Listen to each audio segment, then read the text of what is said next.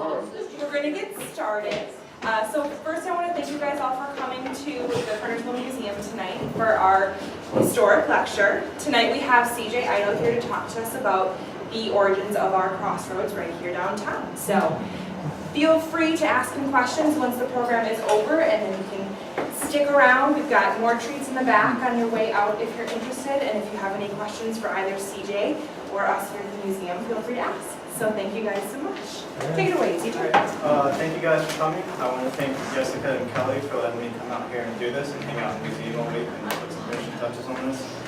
Before we get started, I want to apologize. I've been sick for the last week, so my throat may come and go. I'll try to power through it. But so everyone here has probably passed over the Crossroads, the intersection of Mountain and Main Street right down here. Over 200 years ago, or just about 200 years ago, Joseph Kerner settled the area and eventually passed on his name to the town. However, Joseph was not the first person to call the Crossroads home. At least 4 people preceded him. The most famous of these individuals was William Dobson, and this is a picture of his tavern when it became the Sap Hotel at the end of the 19th, beginning of the 20th century. Had the Kerners not been so successful in their endeavors here in the town, the town would probably be Dobsonville, because Dobson was quite famous. He got to meet our first president in 1791 when George Washington was touring the country to meet all the new states that had come together to form the United States. He was traveling from Salem to visit the Guilford Courthouse Battleground and stopped right down here at the corner and had breakfast at Dobson's Tavern. While the tavern became the center of events and was very important for the development of the town, without the crossroads, there would have been no tavern. Most of what I'm going to present today is a map study looking at maps of North Carolina and how they depict the crossroads, and we can sort of see how it develops over time. I'm going to start by looking at how the crossroads fits into the Great Wagon Road, which started in Philadelphia and ran all the way down to Georgia, and was one of the most important routes in early America in getting settlers from the Philadelphia port down into the back countries of America. Before I get started with the Wagon Road, I want to talk a little bit about the geography of North Carolina and why we needed a wagon road to settle the back country. This area right here, you see the 1745 line. This whole area back here was basically inaccessible from the eastern part of the state. Even though we did have a few major ports like Wilmington and briefly Brunswicktown, there's a fall line along the rivers that runs roughly right around here, and that makes traveling along rivers really difficult. And if you can't travel along rivers back then, you have to travel overland on wagons. And coming from the eastern part of the direction, that requires fording a lot of rivers, and was just really difficult. So there was a small trickle of settlers moving westward, but the main migration route had to come from the north. I was at a lecture a few weeks ago, and one of the guys made the point that because of how the state developed, you can really call the western part of the state and the eastern part of the state 2 separate states because they developed so culturally different. And part of that plays in with the wagon road and people coming from Pennsylvania, and they're not really beating much of a plantation system. So this red route right here is the wagon road. Most of the immigrants were from Pennsylvania. They were 2nd or 3rd generation Germans or Scotch-Irish who had found that Pennsylvania was getting really crowded. The frontier of Pennsylvania had already filled up, land wasn't as plentiful, and they were looking to find cheaper and more plentiful land to establish themselves. Coming through the Shenandoah Valley, that had already started filling up with people moving from the Chesapeake. So people sort of quickly moved through there. There was also a very strong Indian population in that area, and also Native Americans from the north and south would travel through there and raid for goods and also slaves. So the Shenandoah Valley wasn't exactly the safest place, so they kept pushing forward, and they found the backcountry of North Carolina open for settlement, much safer. There wasn't a really established Native American population in this part of North Carolina, and there was far less competition for land. Now, the Great Wagon Road started as a Native American warpath. Various tribes that lived near the footpath used it for sending hunting parties and raiding. William Byrd, a Virginian surveyor and politician in the mid 18th century reported that Native Americans could easily travel 25 miles a day along this footpath and its many offshoots. For the first half of the 18th century, colonial governors in Virginia, Maryland, and Pennsylvania used this path as the de facto border, so settlers were forbidden from moving beyond this footpath to try to keep some sort of peace agreement with the Native Americans.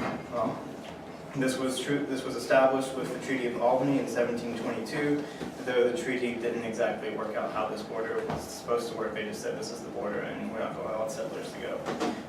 22 years later, there was with tensions rising between the Iroquois and the Catawba, situated at either end of the wagon road, reaching a boiling point, and the French and English empires headed towards a war. They signed the Treaty of Lancaster. This is a picture from 1936 depicting the treaty signing. The main purpose of this treaty reaffirmed the peace and ensured that neither of the Native American groups would support the French. It also pushed the border further west, giving colonists control over the warpath, and really started opening up the west for settlement. And following this, with the exception of the French and Indian War, which was 1754 to 1763, this became the most used road for the rest of the 18th century. Along with transporting people, and this will be important once we get into the Revolutionary period, the Great Wagon Road was crucial for the movement of ideas and cultures. One of the earliest things that was brought down the wagon road was the evangelicalism of the First Great Awakening. Even though this movement is typically associated with New England, the religious fervor it sparked also worked its way down to the southern frontier. These communities lacked formal congregations and welcomed the itinerant evangelical ministers that developed out of the Great Awakening, with the Baptists and Methodists being particularly successful. And the Methodist Church was the first congregation established here in Kernersville, and they had an itinerant preacher who traveled the circuit in this area before we had this established congregation. That's what comes out of that movement from the wagon road. Now that we have the wagon road established, we can turn towards North Carolina. This is a modern map that was produced in 2003 by Mark Moore for the way we lived in North Carolina. We can see how the wagon road hits North Carolina and then sort of scatters off into all these different routes. And if you look closely, you see this crossroad right here. That is the crossroads for Kernersville. Is that generally for Forsyth County? This is Forsyth County. This whole area at the time would have been Rowan County. And then if you can get close enough, you can see the dates when the different counties are established. So once,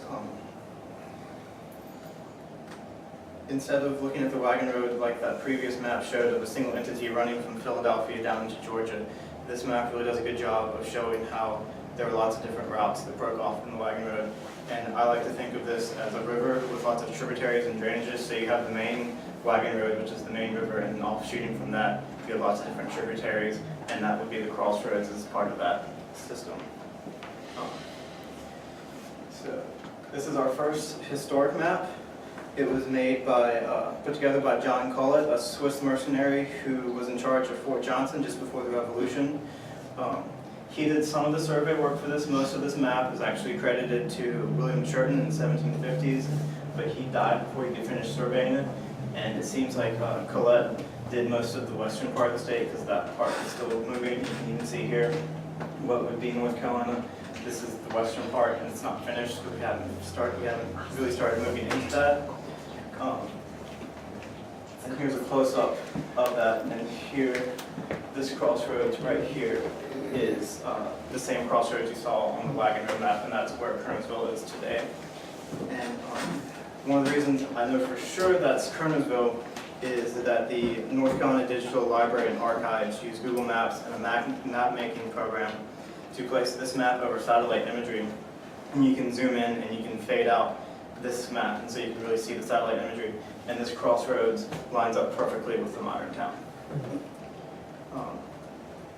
One thing about this that you can't really see with the big map because you sort of lose the roads, but this route right here runs directly to Fayetteville, which at the time was Cross Creek. And that's important because even though most of what I've focused on is sort of this north-south, moving from the north end so far, In order for them to get goods in this area, they'd have to send a merchant either to Charleston in the south or Philadelphia, and then wait a couple weeks for them to make their trip back down.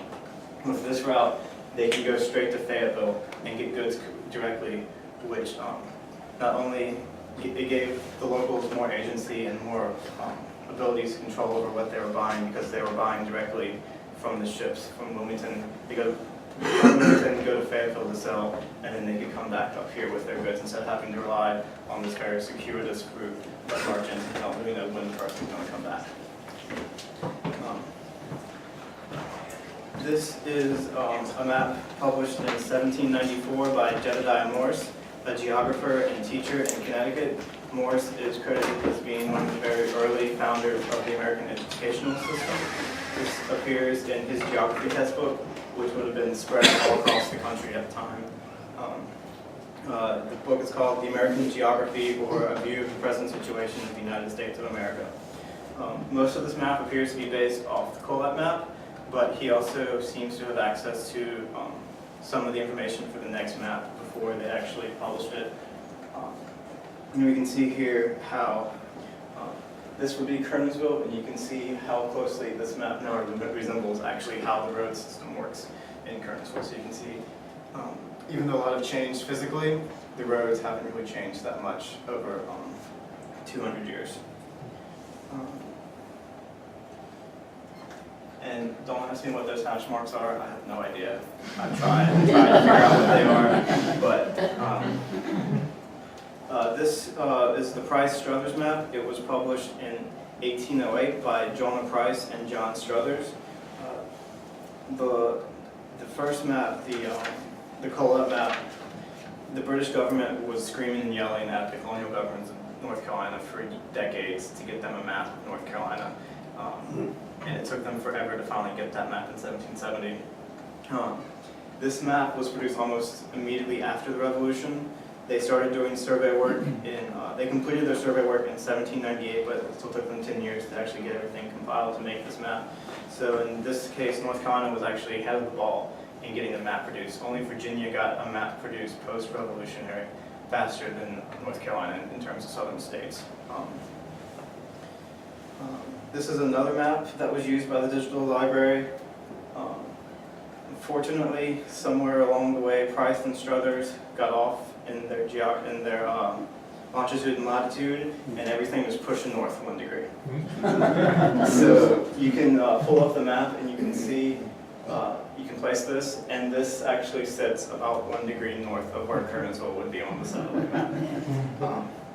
But what's really interesting about this is that this is the first appearance of Dobson's name on the map, and even though he no longer actually owns the tavern, he's still associated with this area, and you'll see his name show up repeatedly until after the Civil War. There are also 12 known variants of this map, so there can be slight differences. So you might see another map somewhere that looks like this map, it is this map, but there can be slightly differences just depending on, that's just how maps were made back then. Send it off to an engraver, and the error happens and something gets changed. And I apologize, this map does not really show up that well. This is the Mcgregor Map. It was published in 1833.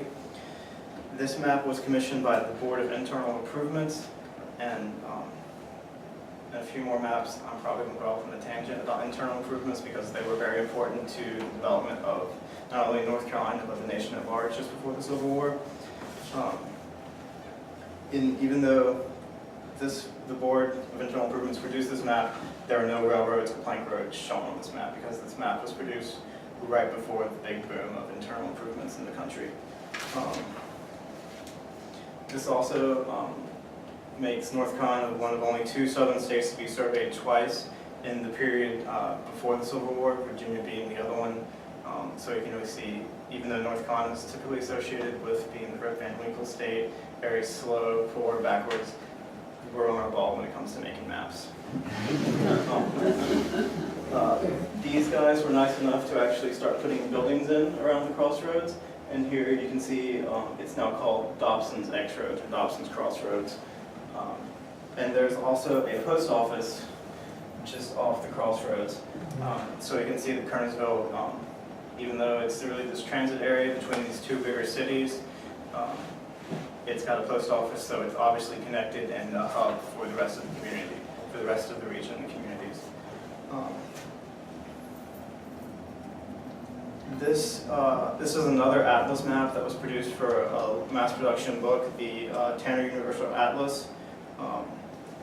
Tanner was an engraver in Philadelphia, and he actually was the one who engraved and made the Mcgregor Map. So he took their information, condensed it a little bit, and made an atlas for people who might be traveling. And here at Kernersville, doesn't really do a lot. If you can see this little hash mark right here, that is Kernersville. And this sort of is how Kernersville is going to be depicted until it can get the railroad for the rest of the time. It's just this little way station between Salem and Greensboro. If you're going to travel between the two cities, it's probably a good place to stop and hang out. If it's hang out at the tavern, get a good night's sleep, whatever, and move on to the next city. And this also sort of marks the differentiation. Now we're no longer focused on this north-south route that we had with the Great Wagon Road. We now have more of an east-west route. So connections to the northern part of the country are no longer important. Now it's just helping to connect east and west routes throughout the state. What was the date of this one again? This was, it was produced in 1833, but the book wasn't actually published till 1836. Be careful of not going too much of a tangent. This is the Pierce-Cook map. Well, this is the Cook map. Pierce and Cook published a few maps together, but I don't think they got along too well because this map only credits Cook right here, and Pierce's name is down there somewhere, but it doesn't really address him as give him any credit for anything. And then the next couple maps are going to be Pierce maps that are made off the same data. They're updated a little bit, and Cook's name is nowhere to be found. So there's something going on with those two. But what's really important, and you can kind of start seeing these little black spots right here. Those are railroads and plank road going up, so you can start seeing internal improvements. During the 1820s, 30s, and 30s, there was a man named Archibald Murphy who was in the North Carolina State Legislature, and he was the leading proponent of internal improvements and have this grand vision for North Carolina getting ahead of the game with railroads and plank roads and really being able to connect themselves. And really, with those things, you can really connect where rivers and everything, we didn't, like I said before, with the geography of the state, the east and west are really split, but with railroads and plank roads, we can overcome those obstacles, and the western part and the eastern part of the state can really work together to bring North Carolina out of its economic slumber, so to speak. Unfortunately, in one of those historic ironies that happens sometimes, Murphy died the year before the internal improvement campaign really got kicked off. With 1833 was when the railroads were first commissioned. It took them about 10 years to get built, but Murphy died in 1832, so he never actually got to see his vision for the state come true. And here we can see a railroad going through Greensboro, and this plank road runs all the way down to Fayetteville. And here's Kernersville, which has now gotten bypassed. You no longer, if you're transporting goods and you want to do it safely, you don't have to worry about a giant mud hole in the dirt road. You take the train down to High Point and then take the wagon road up to Winston and just bypass Kernersville altogether. Kernersville's kind of gotten left behind in the whole internal improvements plan. And where the route from Kernersville went straight to Fayetteville, now you're better off going to Winston and taking the plank road. Plank roads were giant wood roads made in planks, kind of like 2x4s but bigger, and you could just ride over them, no mud, no nothing. You can stay fairly clean and have a pretty safe ride down to wherever you're trying to get to. And now Kernersville, it really is just a way station between Winston and Greensboro.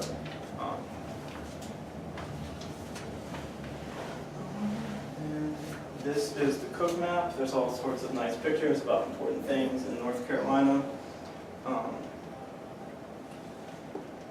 And here we can see he sort of combined the work he did with Pierce Pierce sort of combined the work he did with Cook and the Mcgregor Map and sort of updated the buildings around Kernersville's Crossroads. So you can see a couple more buildings. So obviously the community is growing now. He still associates us with Dobson and Dobson's Crossroads.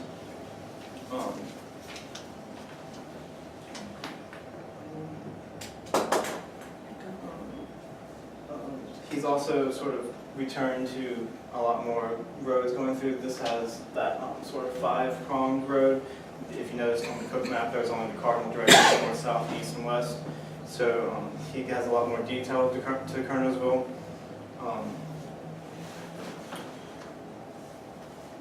There are some issues with this map. Even though he did update to include more railroads and more things, and you can see a proposed route coming off Winston going up into Virginia, he sort of just added railroads that never existed. They may have been proposed, they just never got built. So some of the stuff, if you find this map, take it sort of with a grain of salt sometimes. This is also the last map that involves the name Dobson. After this map, Dobson is no longer associated with it. It's Kernersville all the way. This is also the last map before the Civil War. For the next 20 years after this map, people are kind of busy. There's a war to be fought, and then Reconstruction happens, so nobody really has time to come together and put together more maps. And now, which map is here? This is an update of the Pierce map from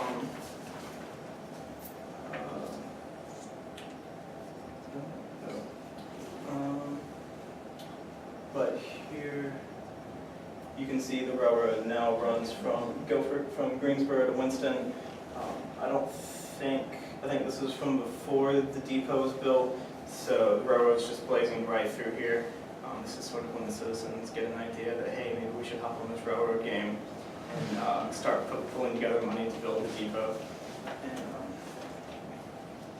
And here we can see the real impact of the depot. Don't ask me what these black lines and numbers are. They're not part of the original map, and no one seems to have any idea. But zoomed in, this is a postal route map proposed from the preliminary sketch of the postal routes through North and South Carolina from 1879. This is made after the depot. We can see the railroad runs on the right side of the map now. And these are postal routes coming out of Kernersville, so you can see that with the railroad and the depot here now, Kernersville sort of reestablished itself as sort of in the community, in the region, and really helps connect. And even connects as far away as Rocky Springs. These blue routes run 3 times a week, and the red routes run 2 times a week. So even like today, at least I associate Summerfield more with Greensboro, and here Summerfield's getting its mail from Kernersville.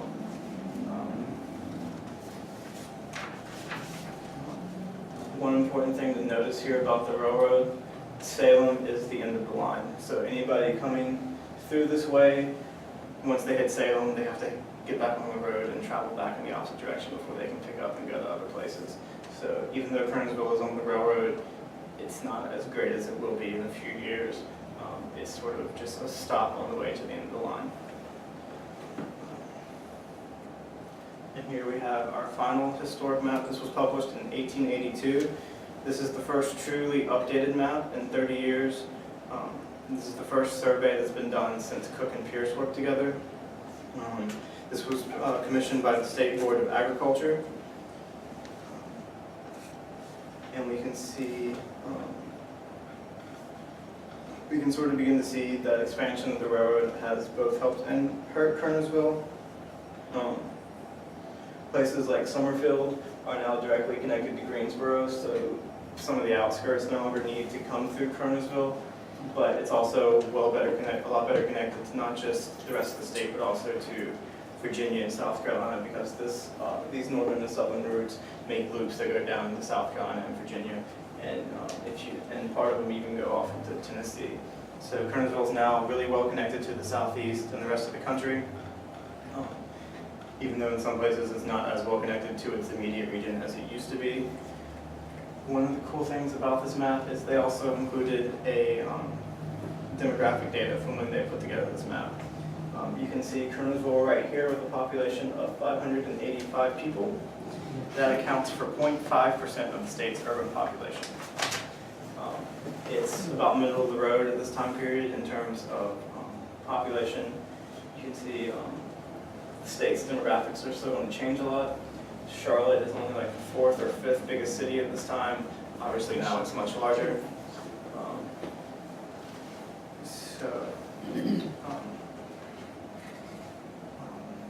That's pretty much it for the maps. This has been a largely macro view of the historical landscape of the Crossroads and how Kernersville has developed in its relationship to this landscape. Moving forward, I would like to encourage people to start taking a micro view and really zoom in on Kernersville and through the Crossroads and the general landscape of the town. Instead of looking at how Kernersville connects to the state, look at how the Crossroads helps Kernersville's different landmarks connect to each other. And we should also be conscious to pay attention to the environmental landscape of the area while we're doing this. This is a map of river basins in North Carolina. You can see right here in Kernersville is sort of at the intersection of 3 river basins. That would have had an impact not just on the post-contact settlement of Kernersville and helping really to establish how Anglo-American settlers moved in this area. Like that one route, one of the early routes that connected Kernersville straight to Fayetteville. Part of the reason they're able to do that is because you can just follow this sort of gap right here, and there are no rivers to ford. You can just go straight to Fayetteville. It's pretty smooth sailing compared to most of the rest of the state. This area also would have influenced how Native Americans used this area. There aren't really good water sources in the area, so that would have impacted whether the lack of actual Native American settlement in the area. And this would have been more of a hunting, passing through area to go to other stations. And we should also pay attention to the soil. This will be more important if we start looking at farmers and agriculture in the area. This is a soil map from 1913. And you can see all the different types of soil and the different classifications they have for sandy loam. I do archaeology, I dig into dirt. Sandy loam is sandy loam. I don't know why you need three or four different types of classifications for sandy loam.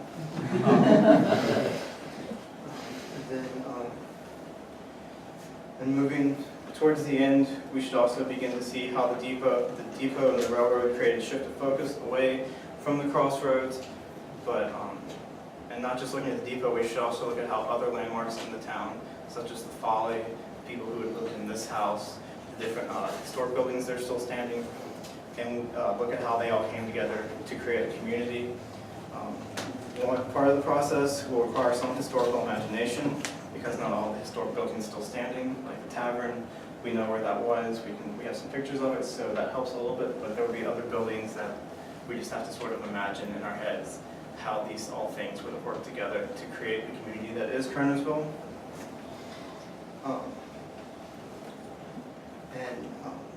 Regardless of how we develop our understanding of the historical landscape of the town and the crossroads will always be the most important feature.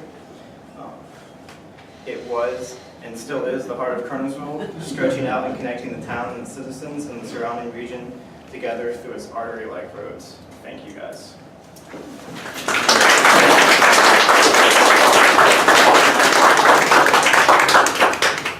Any questions? Yes, sir. How did they survey without satellites and whatnot? There are a couple different methods depending on the time period. You could use chaining pin. You could use compass, the most basic compass, chaining pin, and just go through and you establish a set point that you know of, and you go off that. So, like maybe a river, a tree, a rock, or something, you can use that and then measure off of that to create part of the map. Over time, the technology gets a little bit better. I'm not exactly clear on how the technology develops over time, but I'd hazard a guess that Mr. Taylor might be able to answer that question. I know some of the early surveys were notoriously bad. Yeah. If you look at even the map of Kernersville over there, it was made after Joseph died, 1834, I believe, when that map was made. You notice most of the stuff is either on 45 degrees angle or north-south. It's a lot easier than we're trying to shoot angles. I did, I had somebody try to teach me how to do survey like that. And you get a protractor and you set down and you have your null point and you just go off angles from that null point. And it helps today with graphing paper because we can sort of set a standard scale for doing that. But that's basically how they did it. They had a protractor and they would set a chaining pin, figure out how long that pin went out, and then go in and just draw a line to estimate how long that was on scale. It was like connecting the dots. Right? Yeah. Okay. Yes, ma'am. I got tickled watching all the maps when it was kind of like a flux of towns, you know, you can see the different towns pop up, and there was Bethania, Bethabara, and Salem. And then you saw the people coming down the Great Wagon Road, and then you saw the connection there.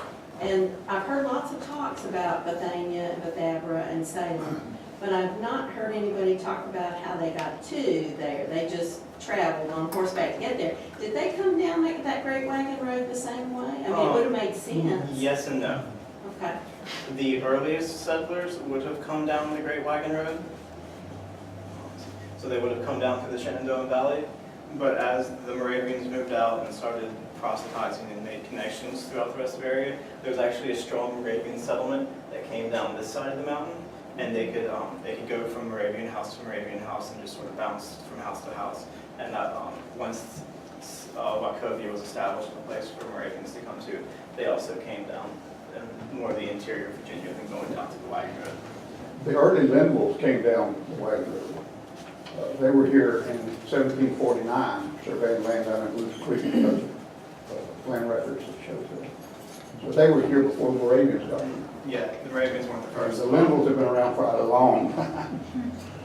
Even though this says 1755 and 1745, those are rough approximations for when people would have traveled through. There would have been trickling of settlers before that, and then these dates more represent when a major mass migration started, when these areas really started to be opened up for settlement. Like this 1685 date up here for this part of North Carolina, there were settlers coming out of Virginia as early as 1650.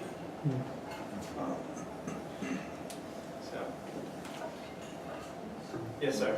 You mentioned why the Native Americans weren't particularly in the Kernersville area, but you also mentioned that they generally were not in this region. Why was the larger?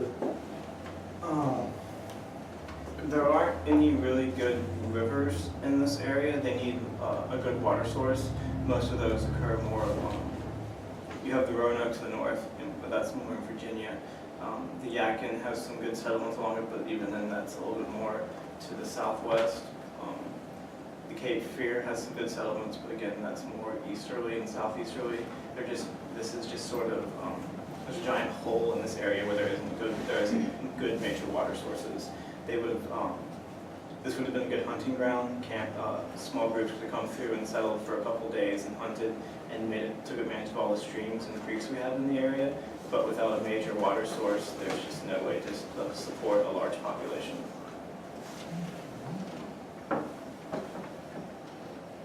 Anybody else? So this wouldn't have been affected that much by the Spanish coming through earlier and giving diseases to the Native American population in this general big area? No. Diseases tended once, because of the way Native Americans traded, diseases tended to move faster than European settlements and European colonizers would move through the area. So once this tribe over here came in contact with Europeans and started trading and collecting diseases, and they started trading with somebody more in the frontier area that hasn't even heard of these Europeans really yet, those diseases that the Europeans already introduced will travel with the trade and will predate European contact by a couple of decades in some cases. And in North Carolina, we did have some Spanish in the area. If you go up towards Asheville. That Hickory area. Yeah, Hickory, the Jawara site, there was a Spanish settlement there for about 2 years, and they did a lot of, they set up a trading pace there and traded a lot. So all that disease and them being there those that could have spread out to the Native American population, and then the Spanish left, but those diseases aren't going to leave with them. They're still going to be in the area and spreading around different tribes as they trade with each other. So they kind of, just because there weren't Europeans here doesn't mean the diseases weren't. Yeah, well, I'd always figured theoretically that was why there weren't that many native population, and then you said it had more to do with the rivers. Yeah, at least with this area, there could have been moving more towards the eastern part of the state. That was more of an issue of diseases, rather helping sort of kill off Native Americans and open up these areas for European settlement before they even had to start fighting with them. Because North Carolina's kind of unique in that we really only had two major Native American wars. We had the Tuscarora War in the 1710s, and they moved up north to be with the rest of the Iroquois, and that just opened up that opened up the entire state pretty much until we ran into the Cherokee. Anybody else? Well, thank you guys for coming. I enjoyed talking to you, and thank you for letting me do this.